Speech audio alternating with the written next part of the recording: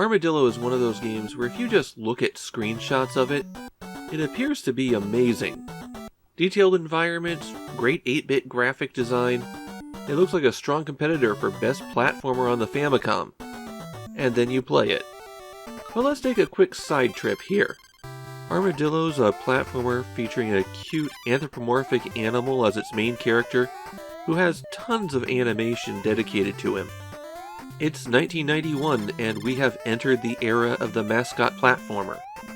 Quite literally, since it was only 6 weeks before this that Sega unleashed Sonic on the world. I don't think AIM and IGS copied Sonic. Armadillo would have been just about to go into manufacturing when Sonic was released, and it's not like Sonic was something where the in-development information would tell them that the game was going to set the world on fire. In this situation, I'm pretty confident it's a case of parallel evolution. A desire for a platformer with a main character that had a lot of personality. But the coincidence is interesting.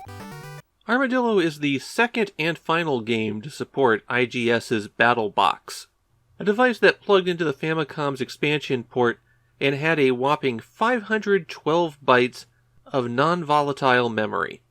Besides adding support so that you could save your game, having the Battle Box let you use the Metal Armadillo.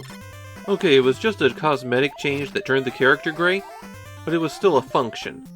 The plot of the game is that Texan Armadillo Billy the Shell has a girlfriend named Cheryl who has been abducted, and naturally that means he's got to go through 8 worlds to get her back.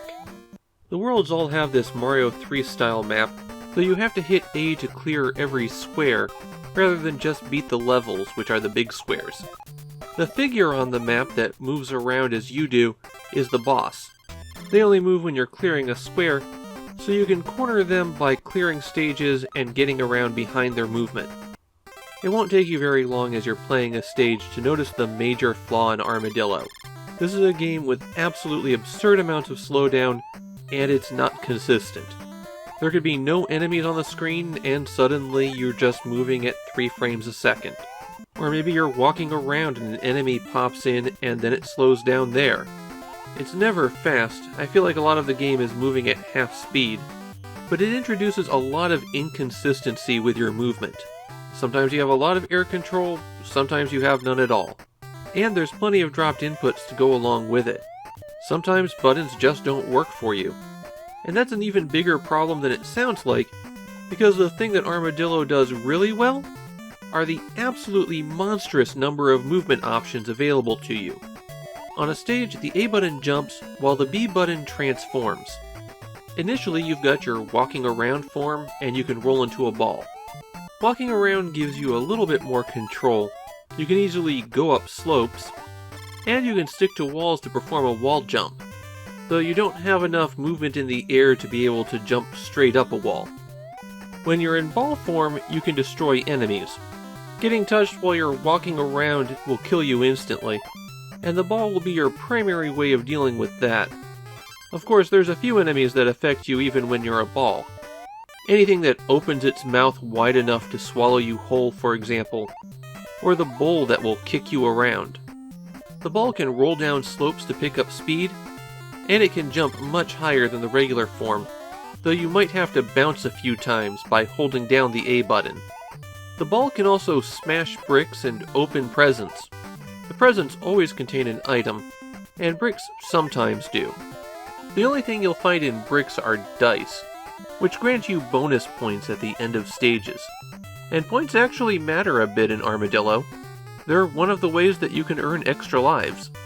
You can also find 1-ups trapped in presents. They're the big mirrors. The small mirrors freeze enemies in place for a little while. There's also 2 kinds of soda that you can get. One that makes you temporarily invincible, and the other that reverses your ball and walking around mode. Once you've had the green soda, you'll die if you touch anything while you're the ball, and will kill things by walking into them.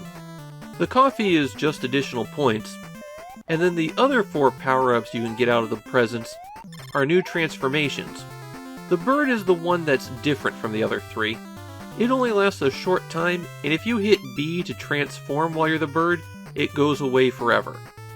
As the bird, you can just freely move around the screen. The other 3 transformations get added to your rotation, So you'd hit B to transform from walking to ball, and then press B again to transform from ball to that animal, and then hit B one more time to go from that animal to walking. If you're hit while the animal, then you lose that transformation. The kangaroo can jump high, higher than the ball can bounce in fact. But despite the fact that it has boxing gloves, it can't attack enemies. The snail form can crawl along walls and the ceiling, plus if you hit A, it will retract into its shell. It controls a little bit awkwardly, especially when it's on slopes, but it's a very useful form for getting around. Finally, there's the fish, which does the obvious thing and lets you swim freely in the water. It's not a great power-up because you can already swim freely in the water with your walking form, but at least you can take an extra hit when you're the fish. One thing about all of these different forms in Armadillo is that you can do some pretty fancy moves by transforming among them. Against bosses, for example, the most effective move is to walk so that you can dodge their shots, jump over their head, and then transform into the ball.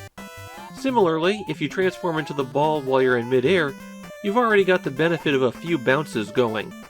There's one more form that Billy can turn into, and it's a special one. You'll find birds that drop apples on some stages, and catching the apple will make you shrink. While shrunken, you jump higher, and you can fit into small passages. And you're just as effective as a ball while you're shrunken as you are when you're full-sized. You turn back by entering these trumpets, and those are one-way doors. Once you're big, you can't go back in them.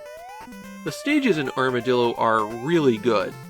They're huge, free-scrolling, and they've got a ton of secrets and special things that you can do once you master the movement systems.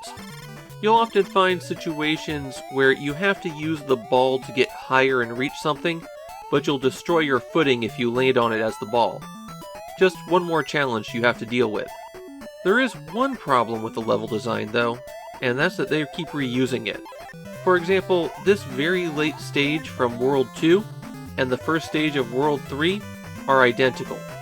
That's pretty early in the game to start repeating level geometry like that. At the end of stages, there's a bunch of buttons you can jump on to end the stage.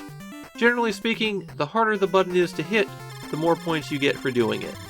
Once you're back on the world map, you can hit select to save your game to your battle box, but if you don't have one, you've got to beat the whole thing in one sitting. And Armadillo is a really long game. If you're not speedrunning and you're exploring the levels, I'd say it takes about 3 hours from beginning to end. Armadillo is not a popular game in Japan. It didn't sell well at the time, and while people point to it as one of the more impressive looking Famicom games, the way it plays drags it down. However, there was a sequel. They had to take Billy out though and replace him with Ultraman. Ultraman Ball for the Game Boy is actually a sequel to Armadillo. And if that wasn't enough, Armadillo found a strange life on pirate carts, where they often swap out the sprites for Mario, and pass the game off as a Mario game. I really wish Armadillo played better. If it wasn't for the technical problems, I think I'd probably put this in the top 10 Famicom games. All of the movement options are cool, so is changing into the different forms to do different things, and the level design is great. But it hurts so much to play. The wildly irregular frame rate and flaky controls just ruin this one. I feel like if this design was implemented by some technical wizards like at Natsume or Konami, it would have been amazing. And instead we have a magnificent design let down by its implementation. In a weird way, I'd almost rather play a truly awful game, because in Armadillo I see nothing but unfulfilled potential.